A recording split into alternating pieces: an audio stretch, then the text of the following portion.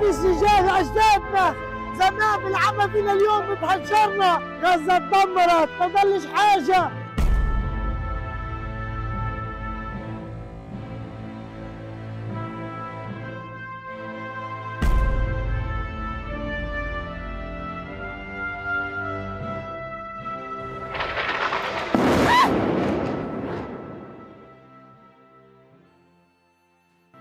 The recent bloody exchange between Hamas and Israel is only the latest episode in one of the most complicated conflicts in human history. On Saturday, October 7, 2023, Hamas launched a multi-phased attack on Israel, claiming the lives of more than 1,400 Jews, with hundreds of others taken as hostages. The Western countries have already shown their support for Israel in the form of cash and weapons, while Qatar, Iran, and other Middle Eastern countries have done the same for Palestine as the conflict continues to escalate. So what is the historical context behind this conflict? Who exactly is bankrolling each side? And what comes next? Welcome back to Money Matters. Before World War I, during the Ottoman Empire's rule, the region now known as Israel used to be occupied almost entirely by Palestinians. In fact, only 3% of the population were Jews.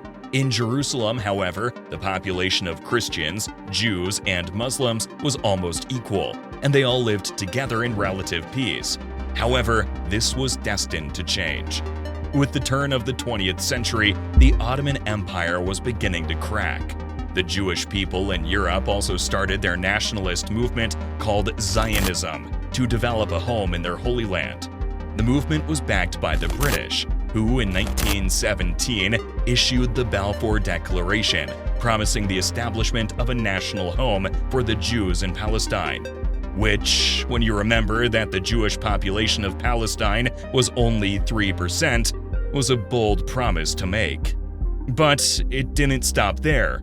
1 year prior to the Balfour Agreement, Britain agreed on a deal with France to split up the Middle Eastern territories between themselves, with the Palestinian region going to the Brits. And 1 year prior to that agreement, in 1915, they promised the Meccans rule over Palestine if they led the Arab world to revolt against the Ottoman Empire, which they did. So the British had promised the land to both the Jewish nationalist and the Arabic Meccans, while also awarding it to themselves as a trophy. This would be the start of the century-long conflict between the Israelis and Palestinians as we know it today. When the British's plans for peaceful coexistence between the Jews and Palestinians predictably failed, as Jews continued to buy more land, the Palestinians revolted in the late 1930s. They demanded a nation of their own, only to then get crushed by the combined efforts of Britain and Israel. After a decade, the Palestinians started another revolution.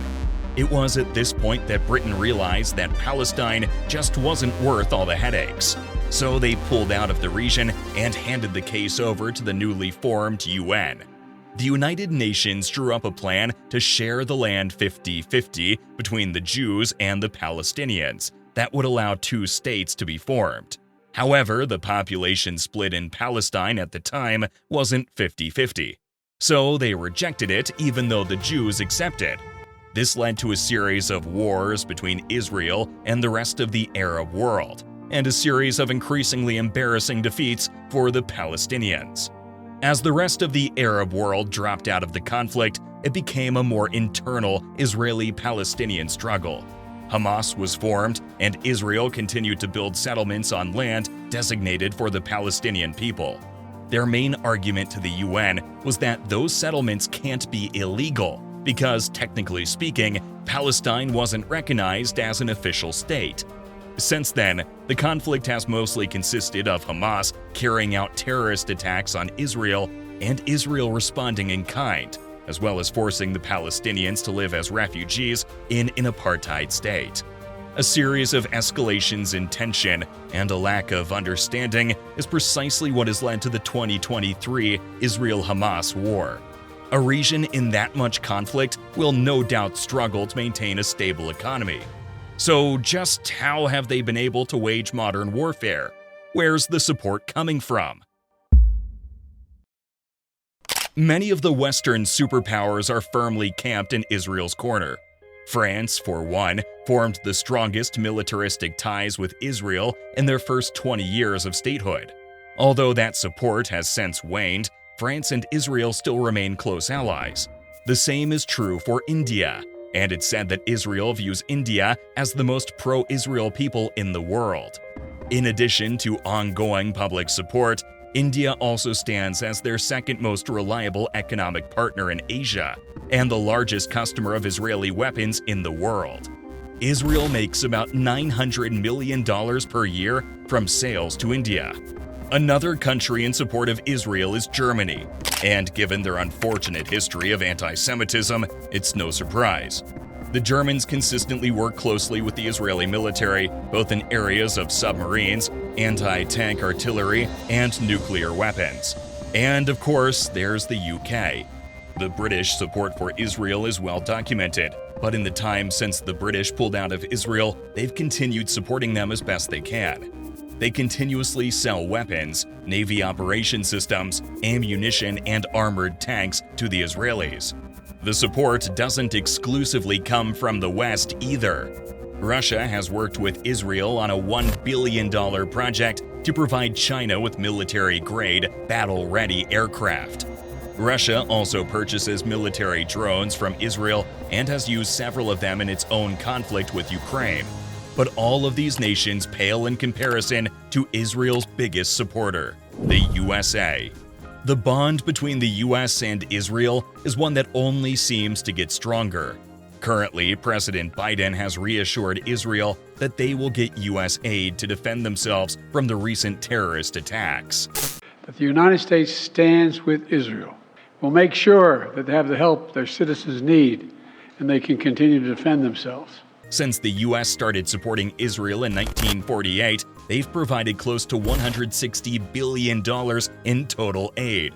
That's the most amount of money America has supported any nation with, and the most Israel has received from any single country. In America, the relationship with Israel holds strategic value as a stabilizing force in the Middle East, especially with its dependence on the regional oil supply. Initially, Israel served as an ally against the Soviet Union, but this line of thinking persisted even after the Cold War. After 9/11, it was discovered that some of the perpetrators of the attack were citizens of Saudi Arabia, which the U.S. counted as another key ally in the region. Doubting the future of the Saudi partnership, the U.S. leaned more heavily on Israel based on the perception that it had more shared values and interests. Currently, the U.S. provides about $3.5 billion in military aid to Israel every year. That's around 16% of Israel's entire military budget. It's important to keep in mind that Israel doesn't even need this much support from all these nations. I had, by the way, quite a few Indians who wanted to volunteer, and I told them, thank you very much, but we fight our own fights. We don't want other people to fight our fights. It was always our way. I don't need anyone to come into my aid. We will do that. We have all the capacity to do that. They operate a pretty self-sustainable and high-tech military program themselves and are major players on the global stage, especially when compared to their enemy, Hamas. Historically, Palestinian support has only come from the Arab states. Every war they've waged against Israel has seen Arab support from one or several countries. While the retaliation attacks by Israel on Gaza have been universally condemned, it barely shields Hamas from much of the scorn that it faces from the non-Middle Eastern countries. Hamas is a militaristic terrorist group formed in 1987, shortly after the First Intifada against Israel. At first, they carried out many humanitarian projects to aid Palestinians in the Gaza Strip and the West Bank, and as such, were popular amongst the people, even winning elections. In a June 2023 poll, it was even found that more than half of Palestinians would vote for Hamas's leadership over their current president, Mahmoud Abbas, in an election, while just 1/3 of Palestinians would choose Abbas. Abbas has even indefinitely postponed national elections scheduled for 2021, citing Israel's alleged refusal to let Palestinians in East Jerusalem vote, though observers suspect that Abbas aims to prevent a likely Hamas victory. As a designated terrorist organization, Hamas is cut off from official assistance that the US and European Union provide to the Palestinians. Historically, Palestinian expatriates and private donors in the Persian Gulf provided much of Hamas's funding. In addition, some Islamic charities in the West have channeled money to Hamas-backed social service groups. However, a large part of its funding actually comes from levying taxes on Egyptian goods that it helps import into Gaza. As of 2021, Hamas reportedly collected upward of $12 million per month from Egyptian imports. Externally, they're supported by Iran, receiving millions of dollars in aid from them, as well as long-range missiles and military training. Reports claim that the relationship has faltered in recent years, but their shared dislike of Israel remains strong.